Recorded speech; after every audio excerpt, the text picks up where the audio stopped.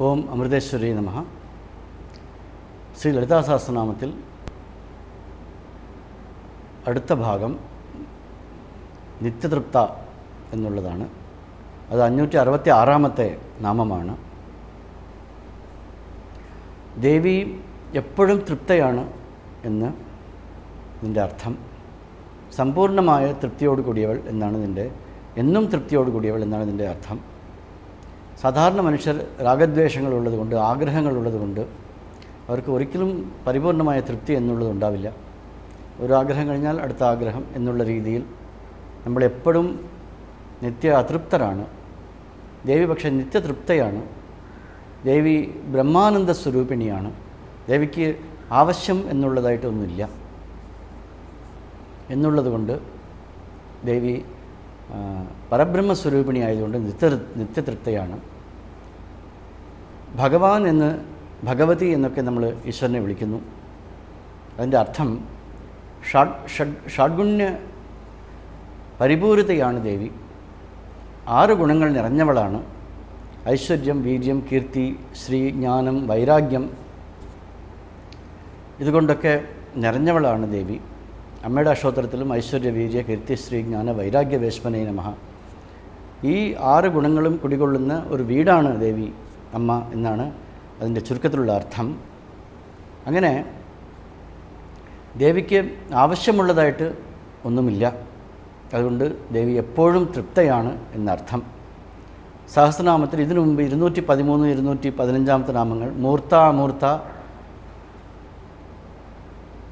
നിത്യതൃപ്ത എന്നുള്ള നാമമുണ്ടായി. അതിനെ വായിക്കുമ്പോൾ മൂർത്ത, അനിത്യതൃപ്ത എന്നുള്ള രീതിയിൽ അത് മനസ്സിലാക്കേണ്ടതാണ്. ഇവിടെ നിത്യതൃപ്ത എന്നുള്ളതാണ് നാമം, അവിടെ അനിത്യതൃപ്ത എന്നാണ് ആ നാമത്തെ വായിക്കേണ്ടത്. അനിത്യമായ വസ്തുക്കളെ സമർപ്പിക്കുന്നത് കൊണ്ടും കൂടി ദേവി തൃപ്തയാണെന്നർത്ഥം.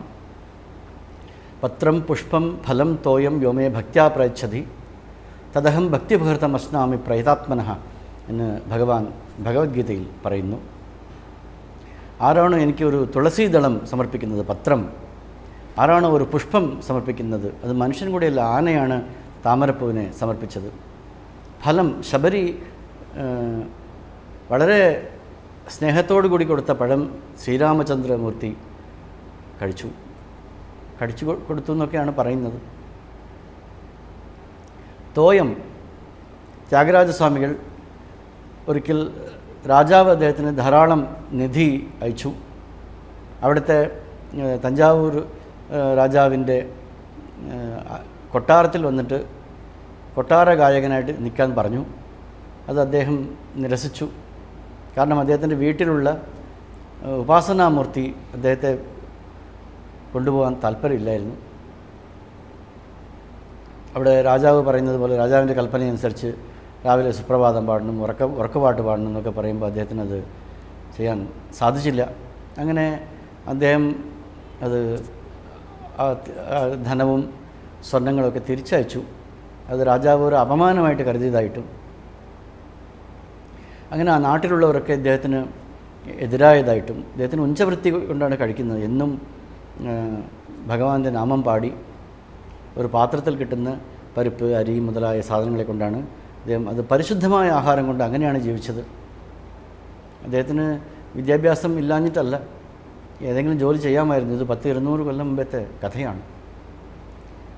അപ്പോൾ രാജാവിൻ്റെ സമ്മാനം കിട്ടിയപ്പോൾ ഇദ്ദേഹം പറഞ്ഞു, നിധി ചാല സുഖമാ, നീ സന്നിധി സേവസുഖമാ. നിധിയാണോ വലുത്, ധനമാണോ വലുത്, നിൻ്റെ സന്നിധിയിൽ സേവ ചെയ്യുന്നതാണോ വലുത് എന്നുള്ള ഒരു വാഗ്ഗേയക്കാരനായതുകൊണ്ട് ആ സമയത്ത് ഒരു പാട്ടാണ് ഉണ്ടായത്.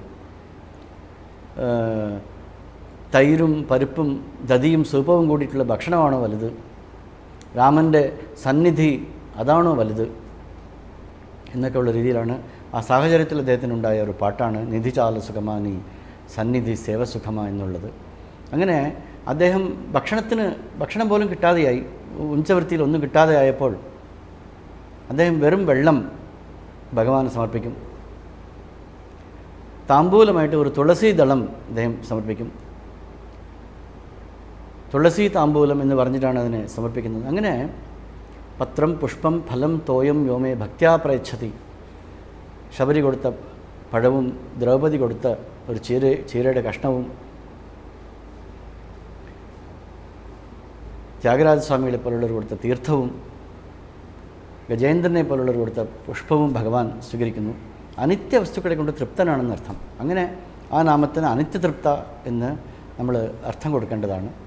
ഇത് നിത്യതൃപ്തയാണ് ദേവിയുടെ സഹജമായ ബ്രഹ്മാനന്ദം അനുഭവിക്കുന്ന സ്വഭാവം കൊണ്ട് ദേവിക്ക് ആവശ്യങ്ങളൊന്നുമില്ല. പരിപൂർണ്ണ തൃപ്തിയാണ് അതുപോലെ അമ്മയുടെ ഭക്തന്മാർക്കും വേണ്ടത്. തൃപ്തി എന്ന് പറയുന്നത് ആധ്യാത്മികതയുടെ ഒരു ആധ്യാത്മിക സാധകർ ഉണ്ടാക്കേണ്ട ഒരു സ്വഭാവമാണ്. നമുക്ക് ഉള്ളതിൽ സന്തോഷിക്കുക എന്നുള്ളത് ഇതിൻ്റെ സൂചനയാണ്. അങ്ങനെ ഭഗവതി നിത്യതൃപ്തയാണ് എന്ന് ഈ മന്ത്രം പഠിപ്പിക്കുന്നു. എല്ലാവർക്കും നമസ്കാരം. ശ്രീമദ് ഭാഗവതത്തിൽ തൃതീയ സ്കന്ധത്തിൽ 26-ാമത്തെ അധ്യായമാണ് നമ്മളിപ്പോൾ ചിന്തിച്ചു വരുന്നത്. 26-ാമത്തെ അധ്യായത്തിൽ 26-ാമത്തെ ശ്ലോകം വരെ നമ്മൾ ചിന്തിച്ചു വെച്ചു. ഇന്ന് 27-ാമത്തെ ശ്ലോകം മുതൽക്ക് വിചാരം ചെയ്യാം. 27-ാമത്തെ ശ്ലോകത്തെ നമുക്ക് ആദ്യം ഒന്ന് പരിചയപ്പെടാം. വൈകാരികാത് വികുർവാണാത് മനസ്തത്വം അജായത യൽ സങ്കല്പ വികൽപ്പാഭ്യാം വർത്തതേ കാമസംഭവ. ഈ ശ്ലോകത്തിൻ്റെ അർത്ഥത്തിലേക്ക് വരാം. അപ്പം നമ്മളിവിടെ പ്രകൃതത്തിൽ സൃഷ്ടിയെപ്പറ്റി പറഞ്ഞു വരുമ്പോൾ മഹത്തത്വത്തിൽ നിന്ന് അഹന്തത്വം ഉണ്ടായി. അഹന്തത്വം 3 വിധത്തിലുള്ള അഹങ്കാരങ്ങളായിട്ട് പരിണമിച്ചു. സാത്വികാഹങ്കാരം, രാജസികാഹങ്കാരം, താമസികാഹങ്കാരം. ഇനി ഈ ഓരോ അഹങ്കാരങ്ങളിൽ നിന്നും എന്തൊക്കെ ഉണ്ടായി, എപ്രകാരം ഉണ്ടായി, അതിൻ്റെയൊക്കെ സ്വഭാവം എന്താണ് എന്നുള്ളത് പറഞ്ഞു വരികയാണ്. ആയത് ഈ ശ്ലോകത്തിൽ 27-ാമത്തെ ശ്ലോകത്തിലേക്ക് നമുക്ക് വരാം. വൈകാരികാത് വികുർവാണാത് വൈകാരികാത്. അപ്പോൾ ഈ വൈകാരികാഹങ്കാരം, അതായത് സാത്വികാഹങ്കാരം, ആ സാത്വികാഹങ്കാരത്തിൽ വികാരം സംഭവിച്ചു. ആ വികാരം സംഭവിച്ച വൈകാരികാഹങ്കാരത്തിൽ നിന്ന്, സാത്വികാഹങ്കാരത്തിൽ നിന്ന് മനസ്തത്വം അജായത, മനസ്തത്വം ഉണ്ടായി. മനസ്സ് ഉണ്ടായി. ആ മനസ്സ് എങ്ങനെയുള്ളതാണ്? യൽ സങ്കല്പ വികൽപ്പാഭ്യാം. സങ്കല്പം, വികൽപ്പം എന്നീ അവസ്ഥകൾ ഉള്ളതാണ്. ഈ മനസ്സിൽ സങ്കല്പ വികൽപ്പങ്ങൾ ഉള്ളതാണ് മനസ്സ് എന്നതിനാൽ സങ്കല്പ വികൽപ്പങ്ങളിൽ നിന്ന് കാമസംഭവ, കാമം സംഭവിക്കുന്നു, ആഗ്രഹങ്ങൾ ഉണ്ടാകുന്നു. കാമത്തിൻ്റെ സംഭവം, കാമത്തിൻ്റെ ഉണ്ടാകൽ വർത്തതേ, സംഭവിക്കുന്നു. അപ്പോൾ ശ്ലോകത്തിൻ്റെ അർത്ഥം സാത്വിക അഹങ്കാരത്തിൽ നിന്ന് മനസ്തത്വം ഉണ്ടായി. ആ മനസ്സിൻ്റെ സങ്കല്പം, വികല്പം എന്നിവ ഹേതുവായിട്ട് കാമം ഉണ്ടാകുന്നു. അപ്പോൾ കാമം എന്ന് വെച്ചാൽ ആഗ്രഹം എന്നർത്ഥം. ആഗ്രഹത്തിന് കാരണമായി നിൽക്കുന്നത് സങ്കല്പമാണ്. മനസ്സ് സങ്കല്പ വികല്പമാണ്. ഒരു വിഷയത്തെ ഇന്ദ്രിയങ്ങൾ അന്ധഃകരണത്തിലേക്ക് നൽകുമ്പോൾ അവിടെ മനസ്സാണ് സങ്കല്പ വികല്പങ്ങൾ ചെയ്യുന്നത്. അതാണോ ഇതാണോ, അങ്ങോട്ട് പോകണോ ഇങ്ങോട്ട് പോകണോ, അത് ചെയ്യണോ ഇത് ചെയ്യണോ. സങ്കല്പ വികല്പാത്മകമാണ് മനസ്സ്. ഈ സങ്കല്പ വികല്പങ്ങളിൽ നിന്നാണ് ആഗ്രഹങ്ങൾ ഉണ്ടാവുന്നത്. സങ്കല്പമാണ് കാമമായിട്ട് പരിണമിക്കുന്നത്. ഒരു വസ്തുവിനെ ഇന്ദ്രിയങ്ങൾ വഴി അനുഭവിക്കുക, അപ്പോഴാണ് സങ്കല്പം അന്ധഃകരണത്തിൽ ഉണ്ടാവുക. ആ സങ്കല്പത്തിന് അനുകൂലമായി വീണ്ടും വീണ്ടും വിചാരം ചെയ്യുമ്പോൾ സങ്കല്പം പരിണമിച്ചിട്ട് ആ വസ്തു ഇനിയും വേണം എന്നുള്ള ആഗ്രഹമായിട്ട് മാറുന്നു. അപ്പോൾ ആഗ്രഹത്തിൻ്റെ മാതാവ് സങ്കല്പമാണ്. മഹാഭാരതത്തിൽ പറയുന്നുണ്ട്, കാമ ജാനാമിതേ മൂലം സങ്കല്പാൽ ത്വം ഹി ജായസേ. ഹേ കാമ, നിൻ്റെ മൂലം എനിക്കറിയാം, നിൻ്റെ അടിസ്ഥാനം എനിക്കറിയാം. നീ സങ്കല്പത്തിൽ നിന്നാണ് ഉണ്ടാകുന്നത്. അതുകൊണ്ട് ഞാൻ സങ്കല്പിക്കില്ല, നിന്നെ ജയിക്കും എന്ന് പറയുന്നുണ്ട്.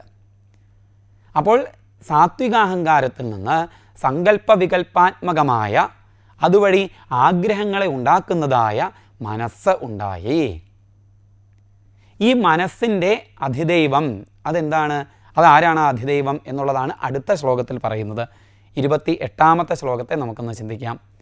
യദ് വിദു ഹി അനിരുദ്ധാഖ്യം ഋഷീകാണാം അധീശ്വരം ശാരദേന്ദീവരശ്യാമം സംരാധ്യം യോഗിഭി ശനൈഹി യോഗിഭി ശനൈഹി സംരാധ്യം ഋഷീകാണാം അധീശ്വരം ശാരദേന്ദീവരശ്യാമം അനിരുദ്ധാഖ്യം ഹി.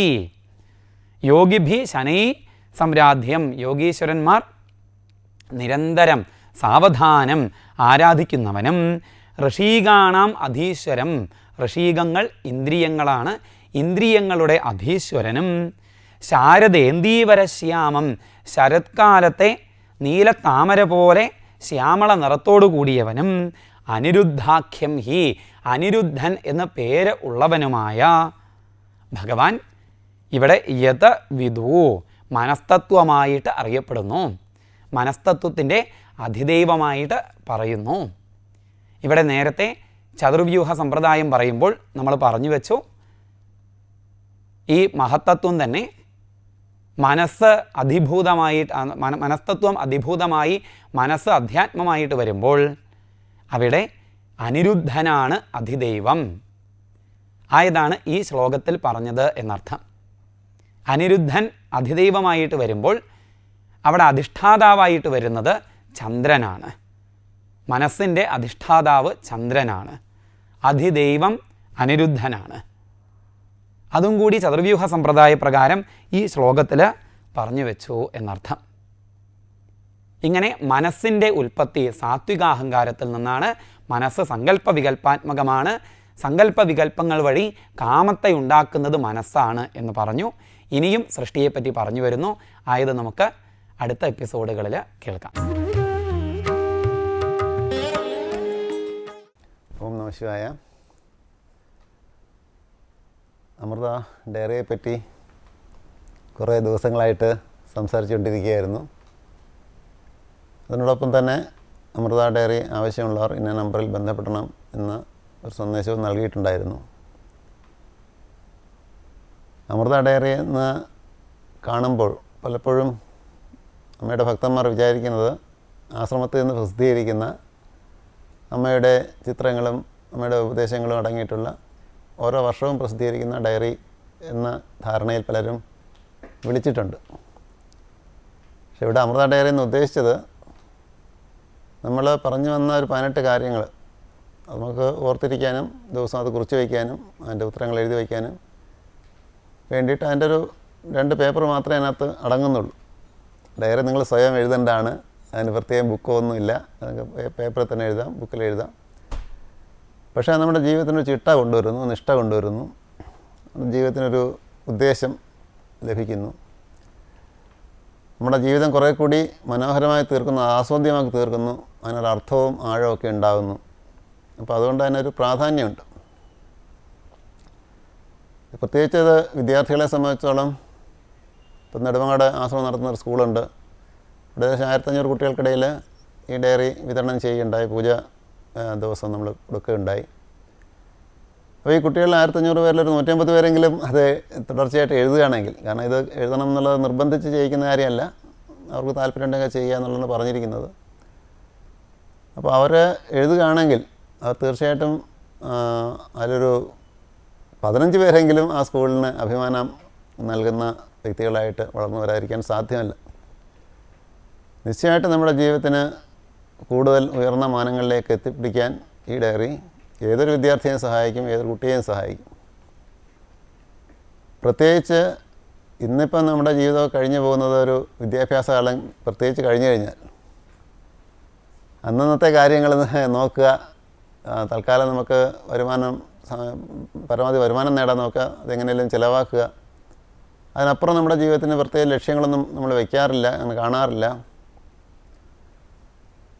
നമ്മൾ ചിലരെ സംബന്ധിച്ചിടത്തോളം യൗവനകാലത്തിലാണ് അടിച്ചു പൊളിച്ച് ജീവിക്കാൻ ശ്രമിക്കുക. കുറച്ചൊരു വാർദ്ധക്യം ആയിക്കഴിഞ്ഞാൽ കുറച്ച് വീട് സമ്പാദ്യങ്ങൾ വർദ്ധിപ്പിക്കാൻ ശ്രമിക്കുക. ഇതിനപ്പുറം നമ്മുടെ ജീവിതത്തിന് ഒരു മൂല്യവും നൽകാൻ നമുക്ക് സാധിക്കുന്നില്ല. നമുക്ക് ചുറ്റുമുള്ളവരുടെ ജീവിതം നമ്മൾ നോക്കുക. സമൂഹത്തിൽ വളരെ ഉയർന്ന നിലയിലിരുന്നവർ റിട്ടയറായി കഴിഞ്ഞിട്ട് അല്ലെങ്കിൽ അവിടെ സ്ഥാനം നഷ്ടപ്പെട്ടതിന് ശേഷം എത്ര പേരെ അവരെ കുറിച്ച് പരിഗണിക്കുന്നു. എഴുത്തുകാരോ സാംസ്കാരിക നായകന്മാരോ ആരോ ആയിക്കൊള്ളട്ടെ, ഒരു വളരെ വാർദ്ധക്യദശ ആയിക്കഴിഞ്ഞാൽ, ഒറ്റപ്പെട്ട് കഴിഞ്ഞാൽ പലപ്പോഴും അവരുടെ ജീവിതം ഏതാനും പൊതുവേദികളിൽ പ്രത്യക്ഷപ്പെടുമ്പോൾ അവർക്ക് സംസാരിക്കാനോ അവർക്ക് അനുയായികളോ ആരാധകരൊക്കെ തിങ്ങിക്കൂടിയെന്നിരിക്കും.